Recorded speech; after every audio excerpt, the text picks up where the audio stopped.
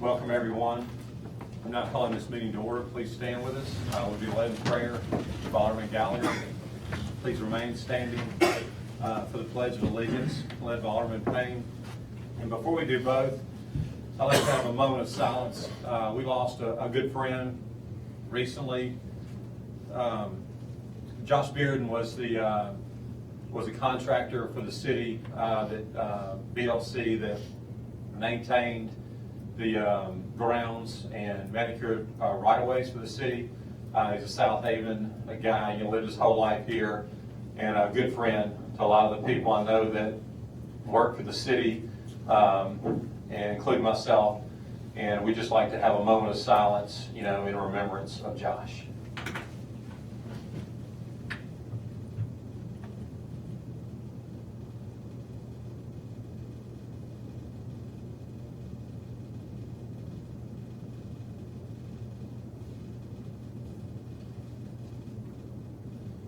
Heavenly Father, Lord, we come before you once again to ask for your wisdom in our meetings. Lord, we ask you to watch over the residents of our city, Lord.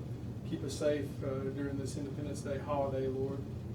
I want to thank you for the miracle that you performed last week at MML with Steve, Lord.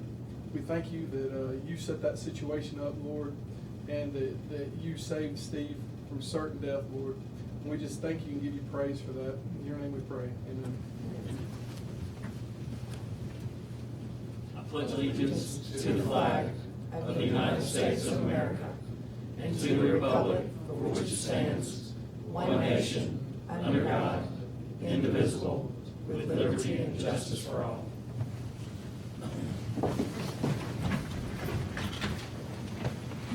First on the agenda this evening is approval of minutes for the June 18, 2019 meeting. Mr. Mayor, I move we approve the minutes of the regular meeting of June 18th, 2019 with any additions, deletions, or corrections. Second. We have a motion by Alderman Payne, second by Alderman Brooks. Is there any discussion? Hearing none, roll call. Alderman Brooks? Yes. Alderman Kelly? Yes. Alderman Duke? Yes. Alderman Payne? Yes. Alderman Gallagher? Yes. Alderman Wheeler? Yes. Alderman Flores? Yes. That motion carries. Next on the agenda is a resolution for sanitation assessment. Mr. Nick Manley. This resolution just authorizes the sanitation assessments for those that have been paid under 21-19-2, authorizes it to be placed as a lien or as a tag expense. So moved. Second. We have a motion by Alderman Brooks, second by Alderman Gallagher. Is there any discussion among the board? Hearing none, is there anyone in the audience that has a financial interest in any of the properties that would like to speak? Hearing or seeing none, roll call. Alderman Brooks? Yes. Alderman Kelly? Yes. Alderman Duke? Yes. Alderman Payne? Yes. Alderman Gallagher? Yes. Alderman Wheeler? Yes. Alderman Flores? Yes. That motion carries. Next on the agenda is a resolution to amend ordinance Title 10, Chapter 1, Section 10 through 7. Yeah, this ordinance was discussed at the last meeting about requiring those lots that are 10 acres or more to mow keep and maintain the 200 yards perimeter around the property. It'll amend the current ordinance that required the entire 10 acres or more for those properties. So it just amends that to allow for the reality that only 200 yards can be maintained on those 10-acre parcels, and it will go into effect 30 days from passage. Mr. Mayor, I move we adopt the resolution, Mayor Board of Aldermen, City of Southaven, to amend the City of Southaven Code of Ordinances, Title 10, Chapter 1, Section 10-7, as presented. Second. We have a motion by Alderman Brooks, second by Alderman Payne. Is there any discussion? Hearing none, roll call. Alderman Brooks? Yes. Alderman Kelly? Yes. Alderman Duke? Yes. Alderman Payne? Yes. Alderman Gallagher? Yes. Alderman Wheeler? Yes. Alderman Flores? Yes. That motion carries. Next on the agenda is also the ordinance that I brought up to the board at the last meeting regarding some of the public disturbances that we've had with rental occupancies at some of the events center and also at, in residential neighborhoods. So this is a resolution adding the ordinance for authority of the city to revoke certificate of occupancy according to what's specified in there, which is generally 2 incidents where there's violations of the occupancy code in a 2-year period. Mr. Mayor, I'll make that motion. Second. We have a motion by Alderman Payne, second by Alderman Hoots. Is there any discussion? Hearing none, roll call. Alderman Brooks. Yes. Alderman Kelly. Yes. Alderman who? Yes. Alderman Payne. Yes. Alderman Gallagher. Yes. Alderman Wheeler. Yes. Alderman Flores. Yes. That motion carries. Next on our agenda is the recommendation by our police department for a wrecker rotation removal. Captain Mark Little, if you would please come forward.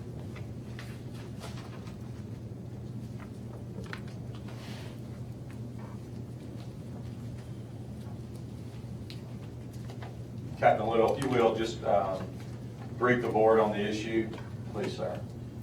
Yes, sir. After we learned in 2017 that Mr. Eddie Spencer Gossett, Eddie Stewart Gossett, and Taffy Gossett were all indicted by the DeSoto County Grand Jury, Chief Pirtle at the time asked me to keep up with it and keep him posted on the outcome of all the cases. What we found was that the Eddie Stewart Gossett, which is we call Eddie Senior, and Taffy Gossett both pled to those charges of tax evasion. Counts 1 and 2 of the indictment were remanded to the file. Eddie Spencer Gossett, who we refer to as Eddie Jr., pled to a non-adjudication sentence on November 30th and 17, and so his was not a conviction, so to speak. So we just maintained that. He had a probationary period. If he effectively went through the probation without any other issues, this would drop off his record. We later learned in February of 2019 that he was indicted again in 17th District Circuit Court on the charge of embezzlement by the State of Mississippi Tax Commission. And he pled to both the previous charge from 2017 and the new charge on 19 on June 12th of this year. So therefore, all 3 of them that are listed on the license and the business license here are all convicted felons. And by the wording on our policy record, it distinctly says that no owners, managers, nor drivers shall be allowed to participate on the record rotation list if they have been convicted of a felony. Okay, I appreciate that. And if you would stay with me, would you step over to your left? We do have a request, and I don't know if it's senior or junior, but we have a request for the citizens agenda for Eddie Gossett with Gossett Record Service. Will you please come forward? You represent the Yes. Gossett? Yes, Your Honor, I represent the LLC, Okay, Gossett Body Shop and Record Service LLC, and I'd like to speak on behalf of the LLC. yes, sir. Eddie Spencer Gossett was not convicted until June 12th. He surrendered his managing membership interest in the LLC prior to June 12th on June 8th. The LLC is the owner under the policy. The amendment to the policy of 2519 of this year to page 6, section 6, subsection F clearly states that it's owned by the individual's partnership or the parent corporation, the legal entity. The LLC is the legal entity. Mr. Gossett, since he's been convicted, has not been involved managing, driving, and is no longer even part of the ownership interest. So he's not in violation of the policy. The LLC is not in violation of the policy. The sole member is Misty Gossett. Can you have documentation to show that in case the board wants to see? I certainly do. I have 7 copies of the. I think it'll be a hard sell because of the many years that the Gossett family has been in business. I think it's going to be a hard sell to say that the Gossetts are not involved in this business operation. But anyway, just so the board has complete information. I'm not representing with regard to the body shop. I'm representing with regard to the record service. Yes, sir.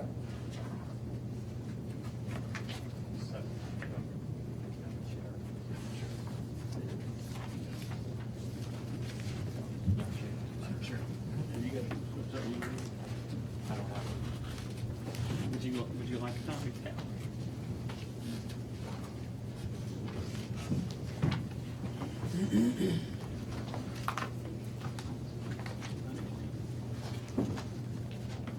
at this time, just open up the floor for discussion. Somebody make a motion, please, to discuss, and we'll. Make that motion. We've got a motion by Alderman Gallagher, second by Alderman Kelly. All in favor say aye. Aye. Any opposed say no. Ayes have it. Motion carries. So we'll open this up for board discussion to ask questions. I'm just curious how long Misty's been on the LLC. The operating agreement is May 8th, 2018.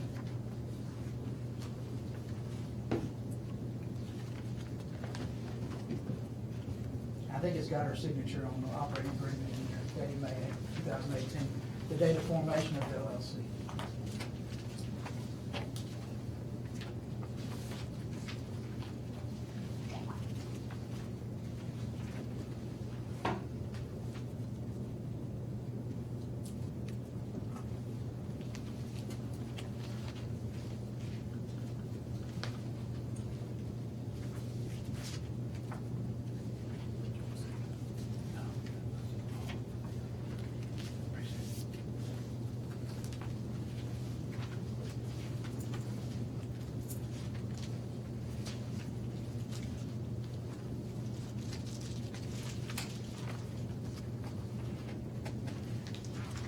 And just to clarify, are you telling us tonight that the three persons named with the felonies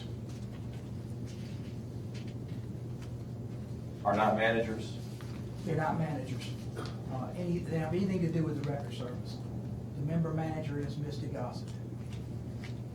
And she's the owner-operator, She is the owner of the LLC, LLC. She Limited doesn't- Liability Corporation. Correct.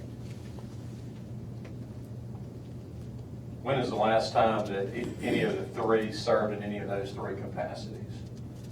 It would have been June 8th when Of this year? Eddie Spencer surrendered his membership interest.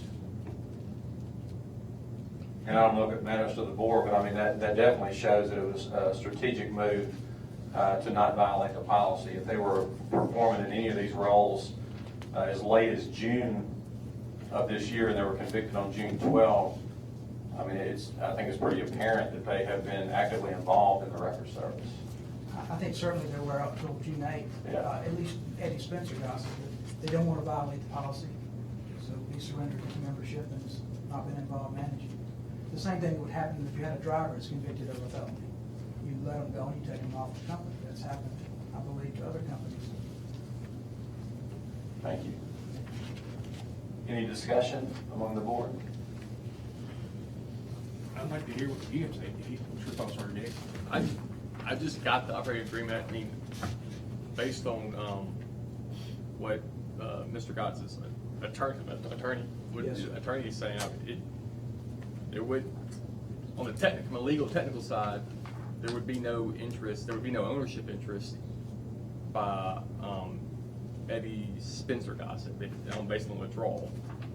As of June 8, 2018, the way this is written, there was a 50% share member. I'm just reading this as I go. So I mean, there's a 50% share membership. I'm assuming he revoked his interest in pursuant to the operating agreement. Yes. What was that section? Something back. Transfer of ownership. Yeah, it's a 20. Usually those are in the back. It's my understanding, an LLC is basically almost the same thing as a sole ownership, except you create a limited liability. It's different from a corporation. So any notes, any bills, anything like that are still gonna be in either, like, if they took out a loan, would the loan be in Gossett? It'd be in the LLC's name. Or would it be in whoever's name took out the loan? It'd be in the LLC name.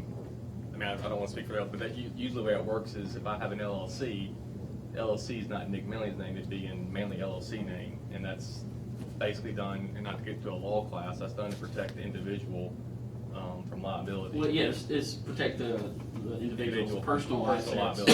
So from liability. what you usually would take as an LLC, you would form an LLC, so any loan or. But as far as documentation- taxes and everything else, you're still filing you're not filing it as an LLC necessarily. They're probably filing as an LLC. You're filing as an LLC. You're filing Pass through your it's a pass-through tax, but filing as an LLC. I got a question. According to our policy, Captain Little, how would we know, Mr. Gilder's indicated that, that the three persons are no longer in any of these capacities as designated by our policy. How do we know that they wouldn't be tomorrow? I mean, we know the LLC won't change, or there would be a documentation to change the LLC. However, how would we know someone who has spent their, a large portion of their career in the record business, how would we know that they're not driving a record tomorrow? You know, we wouldn't unless they showed up on the scene. I don't know if it means anything, but when you have the City of Southaven tax license, it's under Eddie Gossett Jr.'s name and Gossett's Record Service and not an LLC. That's how they're listed as a business with us. Okay, so the LLC is not on our record. No, sir. Well, not to my knowledge, because this is the way the privilege tax is. And also, I don't know if this makes her a new owner, so to speak, but under our same policy, a new owner has to be in business for 2 years before they can get on the list. Okay. Well, if it's an LLC as opposed to, can we flip forward to the business permit? And LLC would have been in business, just so we can get on the same page, to your point, LLC would have been in business for 2 years, so that there would be a continuation of the LLC for 2 years. I'm not saying that, I'm just saying that part of the policy would Yeah, I don't know when it was made into that would be effect. made up. But since we're talking about entities, there is a difference in entities. Who is the entity that's on the record rotation? I don't have that. Because the business permit, can we see the business permit? Can we flip forward, Cameron? Yes, sir.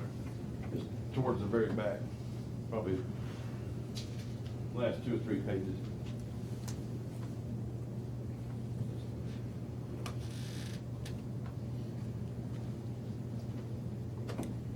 That's all I have. We don't have. Business permit would have been. Mayor, I have a copy of mine here. Okay, can I look at that, please? And I'll share that with the board.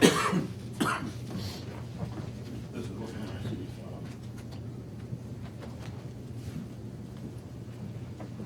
file. Okay, on the business permit, it indicates Gossett's Record Service. It does not indicate the LLC. Okay, so as of now, Gossett's Record Service is the entity that is on our record rotation. So it's not the LLC. Are those different entities?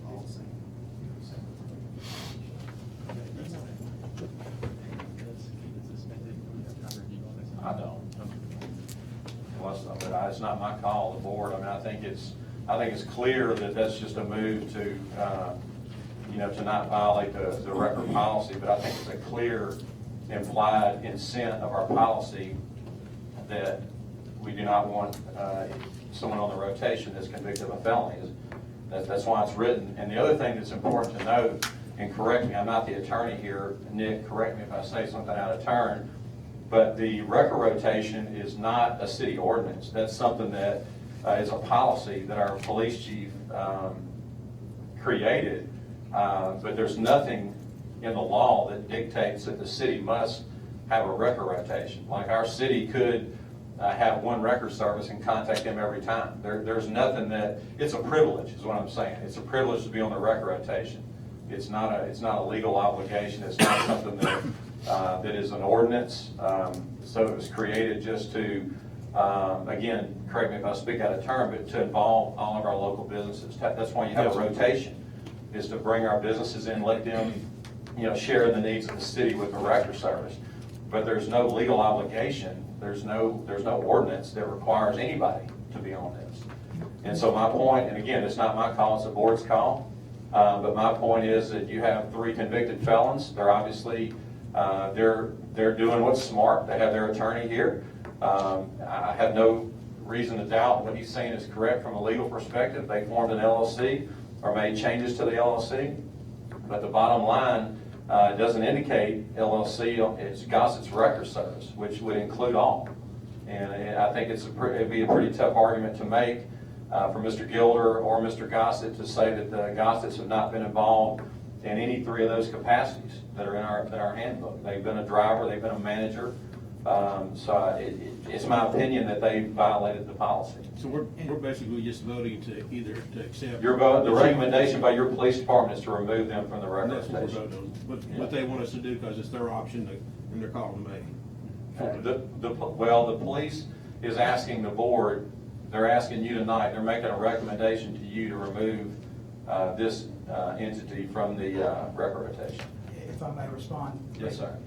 The policy requires the board to approve a suspension under the policy, so it would be a board decision. There's a separate business license for the body shop part of the business, but they're both owned by the LLC. And when there's a call made out on the record call list, there's a call, someone has to answer the call and has to be there within 20 minutes. You can identify who's on the phone, whether it's Eddie Senior or Taffy Gossett. You can also identify who shows up. So it would be easy to check whether anybody is actually functioning in those capacities. If I'm wrong about the record rotation. Well, I mean, I know them, I've known them for a long time. I'd probably recognize their voice. Not sure every time I would. Obviously, I would recognize if they showed up as a driver. And one other question too, Mr. Giller, is so is there just a sole member of the LLC now? Is that Misty? Yes, Okay, is Misty here? Misty's not here. All right, who is here? Eddie. Or why is Eddie here if he's no longer representing the LLC? Misty is at the doctor with their child. And she has So to he's go back. obviously involved or he wouldn't be here. I mean, Misty why? intended to be here. He's actually the one that's charged with the criminal violation and was served with. Right, but he's serving, representing the LLC, why is he here? He's here to speak on his own behalf, and I'm here to speak for him. Okay, I just think it shows that he's obviously still involved in the business, you know, or he wouldn't be here, so. For me personally, it has nothing to do with when the LLC got changed over. When was the crime committed? When he was still involved? That's a good point too. That's my point. The policy clearly says they're convicted of a felony. But he was convicted of a felony which occurred at a previous date when he was involved. But, yeah, I mean, I understand, but just to be consistent with your policy, you couldn't, the police couldn't have done anything until the actual conviction would have happened. So, I see. You're saying there's not a violation until there's a conviction? Yeah, there's no violation until there is a conviction. Yeah, that makes sense. I don't want me, the police didn't, they couldn't bring anything to you until there was a conviction. So to Mr. Giller's point, Mr. Little, there's been no violation until there is a conviction. Well, I mean, it's clearly, and I don't mean to disrespect anybody, I appreciate you coming forward, and obviously it's a tactical move, it's a smart move, but I think it's pretty clear, I think everybody in this room knows that Eddie Senior and Eddie Junior have been involved in the record business, and I think it's a violation of policy, but I'll shut up, I'm done talking. Is there any other discussion among the board?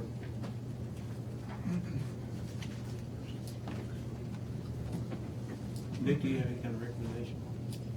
No, I mean, there's the wrong way. The police make a recommendation. I mean, to answer your question, the LLC as it sits right now is owned by the member who is not, if there's no convicted felon as an LLC is a member right now.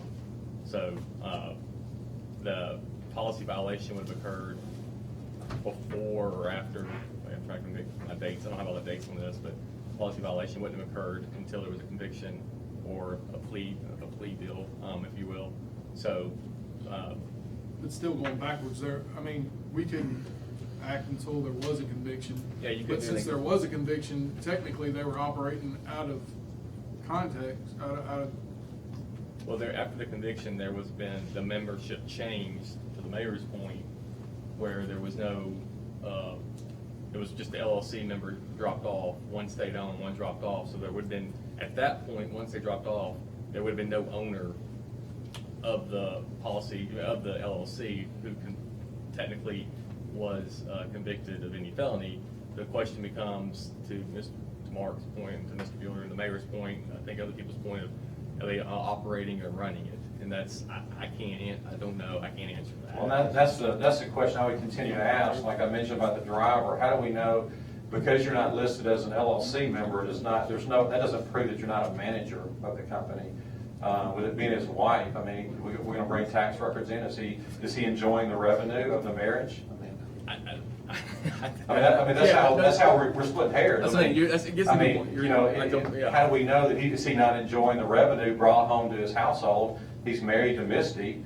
Is he not enjoying the revenue from the record service? I mean, it's hard to say that he's not involved in the record business. And how do we know he's not a manager? How would you prove that he's not a manager or a driver? We have reason, in the past, he's been a manager or a driver. We know that. So how would you prove, what's changed? How would you show that he's not a manager or a driver? He's just not involved with the record service. But how do we know that?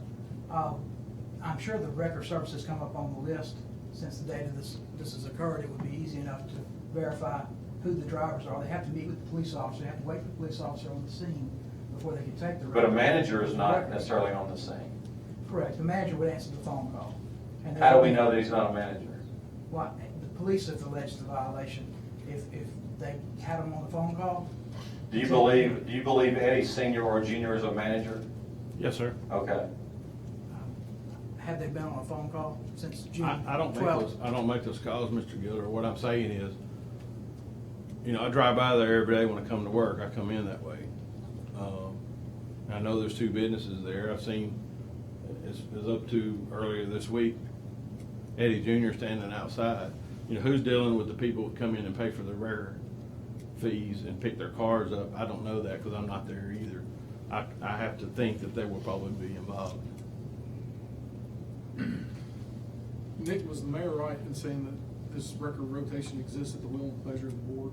Yeah, there's nothing that requires you to have a record rotation. It's just it's a thing that it was done, I think, a couple years ago, just to have something in writing from the police department that would provide some guidance. But I'm not aware of any statute or AG opinion or anything that requires a record rotation. I think it's just something that's been done from the standpoint of providing certain requirements in license that had to be met.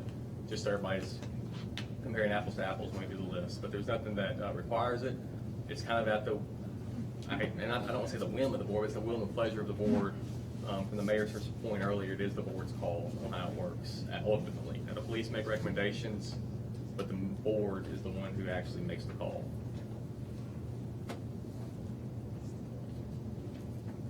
I don't guess there's any kind of probation or anything like that we could have to monitor anything or anything. It is important to note that in 2014, the police chief at that time, was either 14 or 15, y'all correct me please, the Gossets were suspended from the rotation in the past for driving a record without insurance, which is another violation. So that's important to note that this is not the first time that our police has recommended their removal.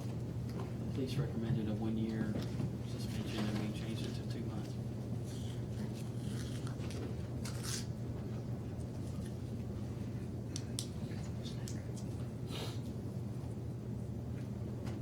Mr. Mayor, I make the motion to approve the recommendation by the police department to remove Gossett from the record rotation. Okay, we have a motion by Alderman Kelly. Is there a second?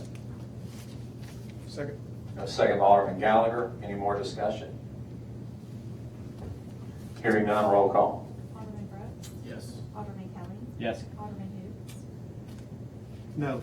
Alderman Payne. Yes. Alderman Gallagher. Yes. Alderman Wheeler. Yes. Alderman Flores. Yes. That motion carries. Thank you. And we did have, is there any other comments? We did have you on the citizens agenda. Is there any other comments that you or your client would like to make? I think none at this time, Your Okay, thank you, sir. Okay, next on the agenda is a resolution to claim private property. Mr. Mayor, I move we adopt a resolution granting authority to claim private property in the state. Second. We have a motion by Alderman Brooks, second by Alderman Payne. Is there any discussion among the board? Hearing none, is there any discussion from anyone that has a financial interest in any of the properties? Hearing or seeing none, roll call. Alderman Brooks. Yes. Alderman Kelly. Yes. Alderman Hoots. Yes. Alderman Payne. Yes. Alderman Gallagher. Yes. Alderman Wheeler. Yes. Alderman Flores. Yes. Okay, and that motion carries. Next on the agenda is our planning agenda. Ms. Whitney Cook. Yes, sir. For our first item, we have a subdivision application approval for the Brambles Section H. This is going to be on the east side of Getwell Road, North College Road. This section contains 18 lots, approximately 7.38 acres. Lots ranging in size from a little over 12,000 to right at 17,000 square feet. This will have a single point of access on the College Road. So this will put the sole access on College Road. Carries into existing sections. The minimum heated square footage was set at 2,000. However, the house plans are shown anywhere at 2107 and above. They have a 50-foot right-of-way throughout the roads, except for the entrance where there's a median design to match the ones on Getwell. And the only thing that the planning commission requested is there's an old historical smokestack on the property. If you've ever driven down College Road, you can see it stands right up. They didn't want to see that torn down, so they asked for them to utilize that brick as part of the entrance sign for the College Road portion. That was agreed upon. Everything else is compliant with bulk regulations for the PUD and the ordinance, and we recommend approval. Mr. Mayor, I make a recommendation that we approve item number 1 on the planning agenda as presented. Second. We have a motion by Alderman Flores, second by Alderman Wheeler. Is there any discussion on item 1? Hearing none, roll call. Alderman Brooks. Yes. Alderman Kelly. Yes. Alderman Hoots. Yes. Alderman Payne. Yes. Alderman Gallagher. Yes. Alderman Wheeler. Yes. Alderman Flores. Yes. That motion carries. Item number 2, we have a subdivision application for the first single-family residential portion of Silo Square. This portion is going to be actually off of Tullahoma. It will be the first cove to the north, a little portion of it down Future May Boulevard, and extending just past where the cove area is. These are what's considered in the conservation area of the PUD that was approved in 2018. It's 35 lots on 36 acres. You will have a wraparound of conservation area around the cove that has trailways in it that was approved with the PUD. You also have a portion of the new Urban Greenway multi-use trail down May Boulevard, which is a 10-foot wide multi-use trail that was approved with the original PUD. Lots are ranging in size from 15,000 square feet and upwards of half acre. Minimum heated square footage was set at 2,300. There are stub outs to the future development areas. It is compliant with what the PUD was approved as, so we're recommending approval there, with no comment. Is this area Q? It's it's, well, I don't have the master plan in front of me. Maybe area Q if we can get up to. Let's see.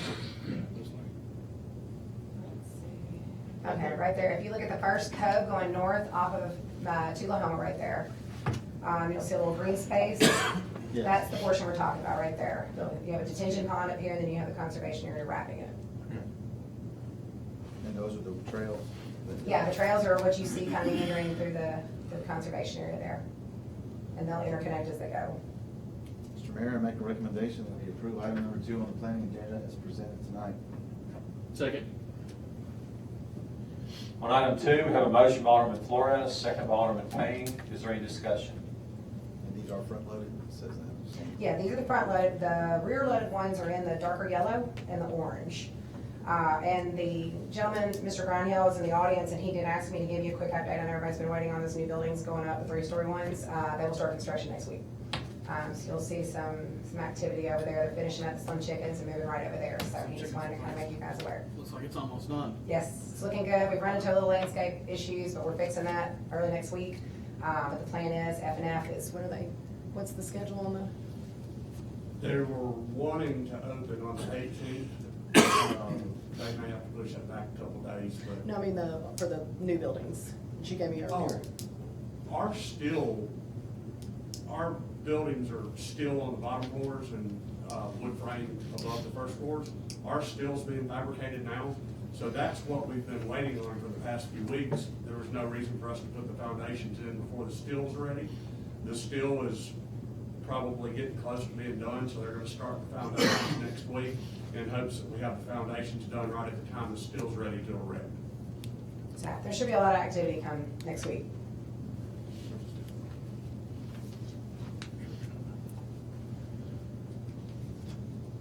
Is there anything else on 2? Any other discussion on 2? Hearing none, roll call. Alderman Brooks. Yes. Alderman Kelly. Yes. Alderman Hoots. Yes. Alderman Payne. Yes. Alderman Gallagher. Yes. Alderman Wheeler. Yes. Alderman Flores. Yes. That motion carries. Item number 3, per Nick's request, I'm just making you aware of the fact that we're starting condemnation procedures on the home you see in the pictures. There's numerous pictures there. We have sent notification to the property owner. He did contact me yesterday. And he is requesting it to just put up some windows and some doors and kind of fix it up and dwell back in there. I informed him that it was in this kind of shape by sending the pictures. So I have agreed to meet with him on Monday with the fire marshal and the building official to see if they will appease his request. I seriously doubt that, but I did inform him that, either way, a timeline had to be put forth to either demolish it or fix it up. And the hearing was August 6th. He's receptive to it. He's saying he hopes it doesn't have to be torn down, but quite frankly, it's a home attached to a travel trailer, and I don't even know how they're attached, but it's caving in. So the recommendation has already been to condemn it and remove it by the fire marshal and building official, but they are gonna go back out and meet and just try to answer his questions. But anyways, Nick just thought it'd be best to make you aware that we're starting that procedures in case you have any questions. Thank you. No That's action it. needed, just. Yeah, no action needed, just Okay. information. Thank you. Okay, next on our agenda is our mayor's report. Just want to update you on a few things tonight. Our arena floor project is part of our parks enhancement and expansion plan is almost completed. And just to remind everyone, that's to level the floor that was originally built as a Western sports arena. So there was a 2-tier elevation there. Now it will be one big arena, which will make it more versatile for other things, for multiple uses, in addition to our volleyball plan. So that's almost done. Next week, that should be done. Our Springfest pavement project, which y'all are also aware of on the same plan, that will pave the area where our Springfest barbecue has always been. That's something we've been excited about. I know that it will make Springfest much better, get out of the mud. That is going to be bid on August the 2nd. So as soon as that's bid, obviously they'll be brought back before you to approve the bid. Then construction will be underway, and obviously we will have that completed before Springfest, the Springfest event 2020. The Snowden Grove multi-use trail that we talked about over and over and over. We received MPO federal co-op funding for that project, and that will add sidewalks all the way through Snowden Grove Park. Especially excited about the fact that we'll be able to get pedestrians off of Snowden Lane after the concerts. It's very dangerous. So these trails will be, on Sunset Loop. They'll be down Snowden Lane, and then also down to the Plantar Alley that turns into Freeman Lane towards the tennis center. We're excited about that. That'll be used by many, many people. And again, it takes a step forward in helping make our city more pedestrian friendly, which we've been lacking in that area. So that is ready to roll. In about 4 weeks, they'll be breaking ground out there. So going to have that under construction this year too. Next thing, and I sent the board members an email with a spreadsheet. A lot of, as I've mentioned to you, just so everyone knows, some things happen after things happen daily in our city. So when we set the agenda on Friday, there's things that happened since then. That's why it's not on the agenda, but we did sell the Getwell property. That did close Friday. We netted $2.5 million for that. That money has been received by the city. It will go into unassigned, it's in our unassigned fund balance. As we talked about before, we're way above our 12% of general fund goal, which is important to us for bond ratings and financial stability. But we're now, I think, close to $7 million above that. We are going to, as we talked about in previous meetings, talk in detail about other things that we may want to do, with that money, needs that the city has. But y'all, this board has expressed in the past to me, and I think you agree with me, but I just want to open up discussion. I think that immediately we should go ahead and fix State Line Road. State Line Road between Interstate 55 east to Tullahoma is in horrific condition. It's embarrassing for our city. We've tried to get federal co-op funding for that and any other state options that are out there, but all that funding has already been obligated to other projects, so it's not available. We could still wait on that, but they work in like 4-year cycles, and as you know, we can't wait 4 years to fix the road. So it's my recommendation tonight that we add money out of our fund balance, so we go and we immediately start repairing State Line Road. What that would do is, like I said, it would take care of the portion on the east side. There's also major problems on the far west end of our city on State Line. So from Highway 301 back to Horn Lake Road, that section is mostly 2-lane. There's a little area that goes 3-lane in front of North Creek subdivision and golf course, but most of it's 2-lane. but it's in bad condition. So I think that we should do both segments at the same. We have the money to do it. It was estimated about 1.7 million. Mr. Cordell is going back and tweaking those numbers to make sure that it's accurate. But it's my recommendation to you that you will, we'll have it on the next meeting, but it's my recommendation to do a budget amendment and roll that money into our street improvement schedule. We do not have to bid it again. We've already bid to get Lehman Roberts as our contractor, so there's no other bidding that has to be done. We just have to put it on the list. But it's going to be my recommendation. I'd like to hear from you tonight if you will agree to do that, and we'll just do a budget amendment to Yes, roll please. that back Yes, in. yes, Okay, please. so is that a motion, Alderman Payne? I'll make the motion. Second. Okay, we have a motion by Alderman Payne. We have 2 seconds by Hoots and Kelly. Yes. And is there any other discussion?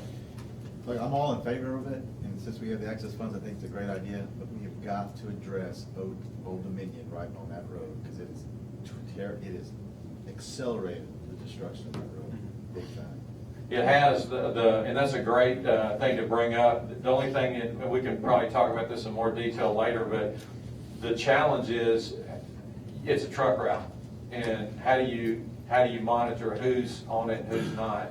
Because obviously we have Old Dominions in Tennessee, but we have many industrial areas that are on the State Line Airways corridor, and they have to use State Line Road. So, And I don't mind those because of the warehouses, but when Old Dominion turns south onto Airways to turn right onto State Line to get on the interstate, Yes. that's an issue.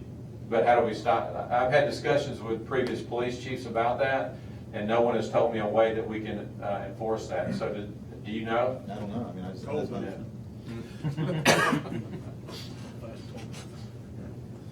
Can we put a bond on them? Captain Little, Major Allred. Another thing to consider is the crux is that a lot of your Old Dominion employees all eat lunch on State Line Road in Southaven. I understand that, but And- the cars aren't destroying the roads. Well, exactly. But again, and I get and don't misunderstand me, I get your concern, I share it, but how do you know which truck? Is it a truck from Old Dominion, or is it a truck from one of our airways businesses that's destroying? They're both destroying the I'm roads. not saying they're not, but I think you can look back and see the acceleration of the destruction of the roads. It's the old. Because there's more volume, there's no doubt. I agree with you, there's more, but I just don't know. I mean, unless y'all tell me, how do you know which truck is coming from? I mean, obviously you have an Old Dominion, but we can't, how do you stop an Old Dominion truck from being on the state line? I don't know how you do that. Can we upgrade how we put it down there and make it a thicker or to stand heavier weights in that section between airways and the interstate? Well, that's something that they know it's a truck route, so that's already taken into account, yeah. Yeah, we'll ask and see if we can find out. If you know of anything, share that with me. I'll continue discussions on with our police department I know about the that. trucks that go down State Line that are going to the warehouses in Southaven, get off on State Line. Yeah, I don't know if there's a way that you can prevent trucks from coming in from the north on the State Line.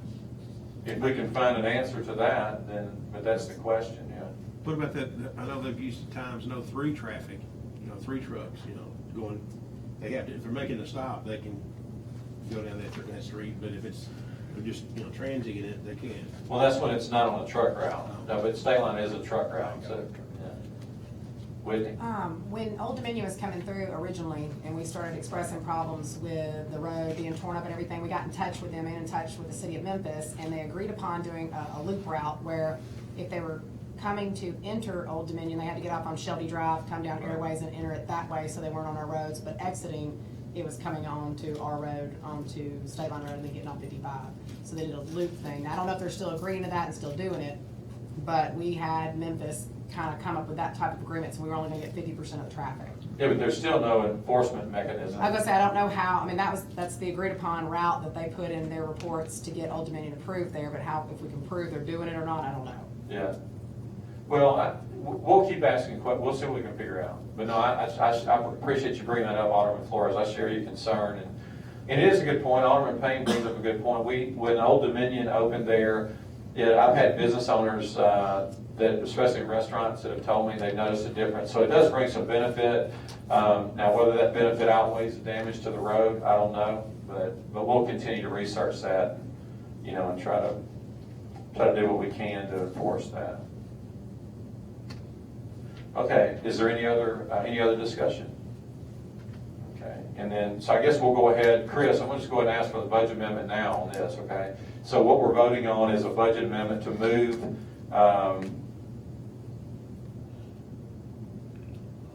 but we don't know the exact amount yet, so that's gonna be the issue. Why don't we do this? You got the sell amount, you can move. What'd you say? You got the purchase amount, you can go ahead and put that in, and then get the quotes back. Yeah. Just gonna have to do another one too. Mark? Yeah, we're gonna have to do, another one for another issue, but just so we don't hold anything up, can we do a budget amendment for $2 million? And then we can, obviously, we're not gonna spend what's not, after we get the estimate, up to $2 million. We all vote on that part? Okay, will that be your motion? I'll make that motion. Okay. That's our second. Okay. All right, any other discussion? Hearing none, roll call. Alderman Brooks. Yes. Alderman Kelly. Yes. Alderman who? Yes. Alderman Payne. Yes. Alderman Gallagher. Yes. Alderman Wheeler. Yes. Alderman Flores. Yes. That motion carries. Okay, next on our agenda is our utility bill adjustment docket.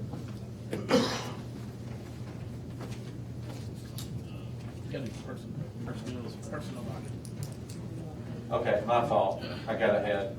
The next on the agenda is the personnel docket. Mr. Mayor, I move that we approve the personnel docket as presented. Second.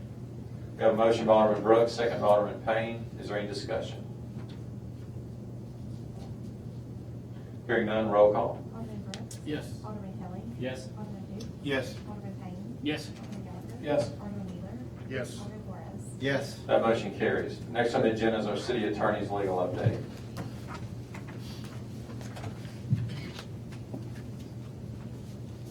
So I have two items that come up today. First is authorization for Chris Wilson to sign an agreement with DataFax, contingent upon review, to allow DataFax to be the new person or new entity that will do the background checks. It will save the city, it'll go to $13.50 per background check as opposed to $17.95. So it'll save the city $4.45 per background check. So authorize him to sign this contract contingent upon final review with DataFax or background checks. So moved. Second. You got a motion by Alderman Brooks, second by Alderman Gallagher. Is there any discussion? Hearing none, roll call. Alderman Brooks. Yes. Alderman Kelly. Yes. Alderman who? Yes. Alderman Payne. Yes. Alderman Gallagher. Yes. Alderman Wheeler. Yes. Alderman Flores. Yes. That motion carries. And the next item is authorize the mayor to sign 2 agreements with the EPW program. This will allow for the city to get 75% funding through NRCS for 2 different programs, and the city will also, through 2 different projects, the city will pay 25% for each of those projects. So the first project would be for road and bank stabilization at Meadow Point Church Road, Silo Church and College Road, State Line Road, and Windy Lane in Tullahoma. And the total cost of that project is $470,468, with the NRCS call or share being $352,851, and then the city's share being $117,617. So authorize the mayor to sign those agreements. It'll be done over 2 budget years, but it's 75% federal money, 25% local money for the EWP program for Project 1. And the total amount is $470,468. But like I said, the city's share will only be 25% of that at $117,617. Mr. Mayor, I'll make that motion. Second. We have a motion by Alderman Payne, second by Alderman Wheeler. Is there any discussion? Hearing none, roll call. Alderman Brooks. Yes. Alderman Kelly. Yes. Alderman who? Yes. Alderman Payne. Yes. Alderman Gallagher. Yes. Alderman Wheeler. Yes. That motion carries. And the next one is Project 2 with EWP, and it's for Bonner and Navajo Creek Road and Bank Stabilization, and Plum Point Road, and Ession's, I'm saying that's how I pronounce it, but anyway, street, so a French word, road, and that's the amount of $511,340, and the NRCS share being $381,100, and the city share being $130,240. Authorize the mayor to sign both of those with the EWP NRCS project. So So moved. Second. We have a motion by Alderman Payne, second by Alderman Kelly. Is there any discussion? Hearing none, roll call. Alderman Brooks. Yes. Alderman Kelly. Yes. Alderman Dees. Yes. Alderman Payne. Yes. Alderman Gallagher. Yes. Alderman Wheeler. Yes. Alderman Flores. Yes. That motion carries.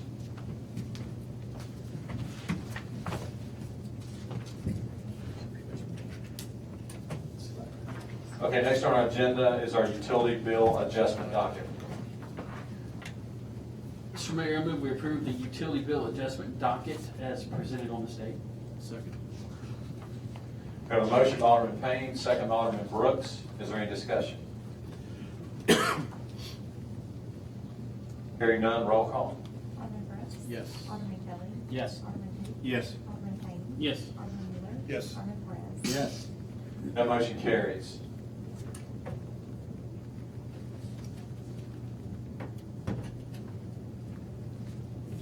Okay, next on our agenda is the approval of our claims docket. So we have two. Is there a motion to approve docket one? Mr. Mayor, I move we approve docket number 1 in the amount of $3,181,197.72, including domain checks. Second. We have a motion by Alderman Payne, second by Alderman Flores. Is there any discussion on docket one? Hearing none, roll call. Alderman Brooks. Yes. Alderman Kelly. Yes. Alderman Dees. Yes. Alderman Payne. Yes. Alderman Gallagher. Yes. Alderman Wheeler. Yes. Alderman Flores. Yes. That motion carries. Is there a motion to approve docket two? Mr. Mayor, I move we approve docket number 2 in the amount of $16,432.73. Second. We have a motion by Alderman Payne, second by Alderman Flores. Is there any discussion? Hearing none, roll call. Alderman Brooks. Yes. Alderman Kelly. Yes. Alderman Payne. Yes. Alderman Gallagher. Yes. Alderman Wheeler. Yes. Alderman Flores. Yes. That motion carries.